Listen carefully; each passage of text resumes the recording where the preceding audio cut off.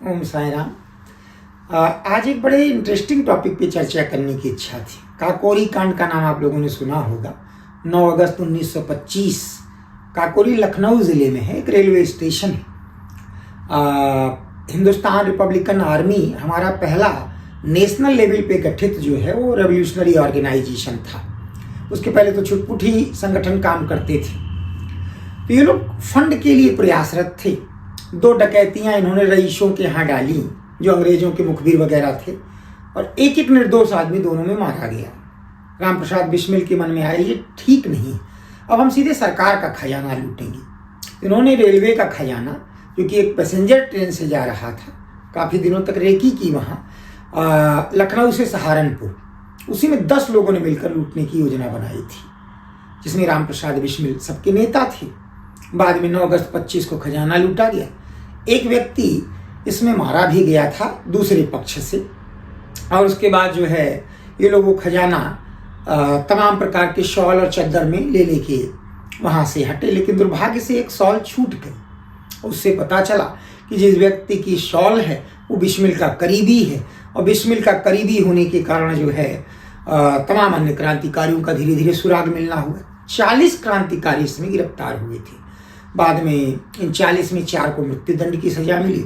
हम सभी जानते हैं, हमारे बड़े आदरणीय श्रद्धेय क्रांतिकारी हैं खुद राम प्रसाद बिस्मिल, अशफाक उल्लाह खान, ठाकुर रोशन सिंह जी और राजेंद्र नाथ लाहिड़ी। एक चंद्रशेखर आजाद है जो कभी पकड़े नहीं गए।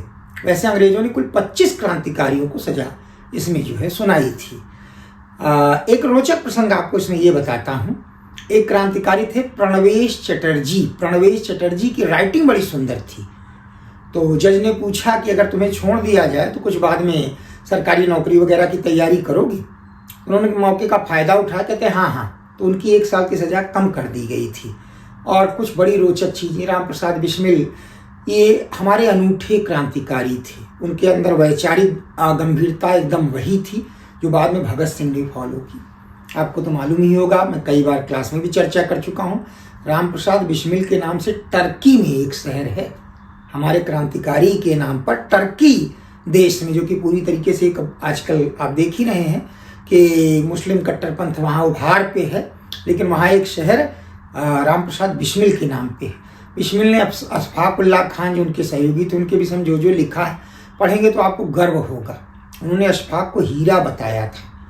और जब इस तरीके की छोटे दिल की बातें होती हैं ना, कौन हिंदू कौन मुस्लिम, तो बिस्मिल की वो राइटिंग्स आप पढ़िएगा कि कितना उन्होंने स्नेह दिया है अशफाक उल्लाह खान को। बिस्मिल बड़े हाजिर जवाब भी थे। जब मुकदमा चल रहा था तो सरकारी वकील थे जगत नारायण मुल्ला। जगत नारायण ने बिस्मिल को अचानक मुलाजिम बोल दिया, यानी इम्प्लाई। उन्होंने तुरंत एक शेर वहीं सुनाया कि मुलाजिम हमको मत कहिए साहब, बड़ा तकलीफ होता है, अदालत के अदब से हम यहाँ तशरीफ़ लाए हैं, हम लोग मुलाजिम नहीं। और जब 80 पेज का उन्होंने अपना बचाव के लिए लिख कर दिया अदालत को, क्योंकि उनको जिरह करने से रोक दिया गया था, अब जिरह नहीं कर सकते आप, या तो वकील लीजिए, और वकील उनको बहुत एवरेज टाइप का दिया गया, तो उन्होंने मना कर दिया। कहा ठीक है फिर लिख कर दीजिए। तो उन्होंने 80 पेज में अपना बचाव लिख कर दिया। इतनी बेहतरीन लैंग्वेज का प्रयोग किया कि सरकारी वकील ने पूछा जब, और चीफ जस्टिस ने पूछा, तब उसको अवध का चीफ जस्टिस बोलते थे, क्योंकि अभी इलाहाबाद हाई कोर्ट नाम जो है इस तरीके से चर्चा में नहीं था। तो चीफ जस्टिस ने पूछा कि आपने डिग्री कहाँ से ली है लॉ की? बहुत अच्छा वाक्य बोला उन्होंने। वो कहते हैं कि हम किंग मेकर हैं, और किंग मेकर को डिग्री की ज़रूरत नहीं पड़ती। ये उनके अंदर की जिंदा दिली थी। लेकिन बावजूद उसके हम सभी जानते हैं कि फांसी की सज़ा सुनाई गई। जब सज़ा को एग्जीक्यूट करने का दिन नज़दीक आया तो उनकी माँ मिलने आई थी। बड़े तकलीफ से पाला था उनकी माँ ने उनको, क्योंकि परिवार निम्न मध्यम वर्ग का था, कभी कभी तो खाने तक की समस्याएं रहीं। तो बिस्मिल की आंखों में आंसू आ गए। तो उनकी माँ ने डांटा कि इसी दम पे क्रांतिकारी बनने चले थे। उन्होंने कहा नहीं, इस बात का गम नहीं है कि कल फांसी होगी, अगले जन्म में तुम माँ के रूप में नहीं मिलोगे, क्योंकि पहले तो मेरी मृत्यु हो रही है, इस बात का गम है। ऐसे बिस्मिल थे। बड़े ऊंचे कद के ये शख्सियत थे जिनके विषय मुझे लगता है बच्चों को शुरू से पढ़ाया जाना चाहिए। बिस्मिल में न सिर्फ बहादुरी थी, न सिर्फ त्याग की भावना थी, बहुत गंभीर वैचारिक और बहुत स्टूडियस पर्सन थे। तो कोशिश करिएगा कि इन सब चीज़ों को पढ़िएगा। और थोड़ा सा एक प्रसंग इसमें और भी पूछा जा सकता है।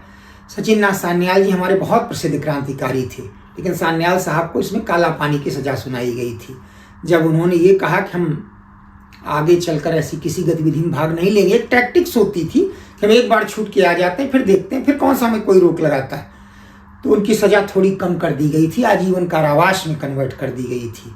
और उसके बाद जो है जब 1937 में प्रांतीय सरकारें कांग्रेस की गठित हुई तो उन्होंने फिर इनको समय के पहले रिहा कर दिया था। उसके लिए टकराव भी हुआ था गवर्नर से। वैसे काकोरी कांड के जितने भी सजा याफ्ता लोग थे उनको छुड़ाने के लिए उस समय की जो सेंट्रल लेजिस्लेटिव असेंबली थी उसमें 78 लोगों ने प्रस्ताव पारित किया था, जिसमें लाला लाजपत राय, मदन मोहन मालवीय, मोहम्मद अली जिन्ना, गोविंद बल्लभ पंत तक शामिल थे। और मालवीय जी इस मुद्दे को लेकर लंदन में प्रिवी काउंसिल तक गए थे कि लोगों को कम से कम फांसी की सजा तो किसी को न दी जाए।